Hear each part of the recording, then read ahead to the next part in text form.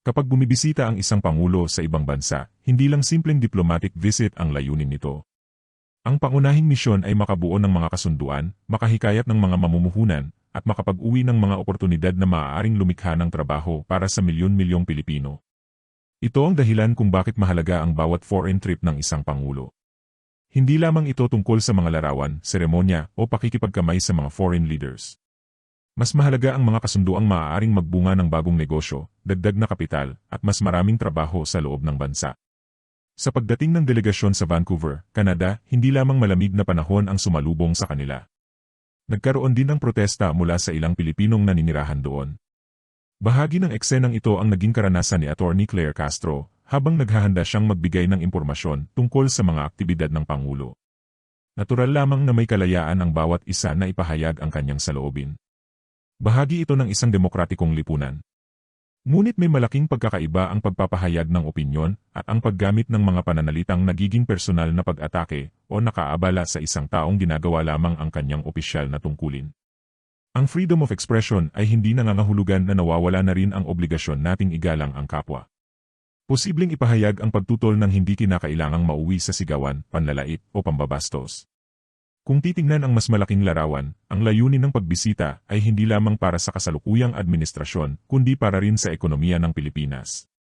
Isa sa mga pinakamahalagang usaping inilatad ay ang pagpapalawak ng Renewable Energy Cooperation sa pagitan ng Pilipinas at mga Canadian investors. Ang ganitong uri ng investment ay maaaring magbunga ng mas maraming solar energy projects, wind energy facilities, at iba pang malinis na pinagkukunan ng enerhiya. Kapag nadagdagan ang supply ng enerhiya at dumami ang mga bagong proyekto, lumalawak din ang posibilidad ng paglikha ng mga bagong trabaho. Mas maraming Pilipino ang maaaring magkaroon ng kabuhayan nang hindi na kailangang mangibang bansa upang suportahan ang kanilang pamilya. Hindi naman agad mararamdaman ang epekto ng mga investment na ito.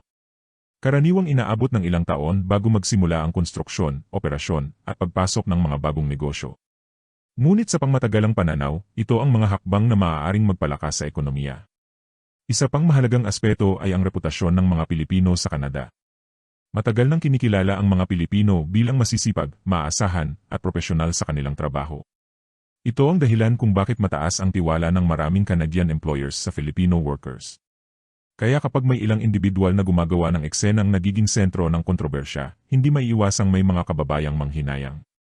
Hindi dahil bawal ang protesta, kundi dahil sana ay mapanatili rin ang magandang imahe ng mga Pilipino sa mata ng ibang bansa.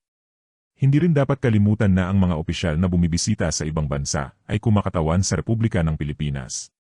Ano man ang ating personal na pananaw sa kasalukuyang administrasyon, dala pa rin nila ang pangalan ng bansa sa bawat international engagement. May mga Pilipinong sumusuporta sa administrasyon at mayroon ding mariing tumututol. Bahagi iyon ng demokrasya. Ngunit sa huli, pare-pareho pa rin tayong umaasa na aangat ang kabuhayan ng Pilipinas.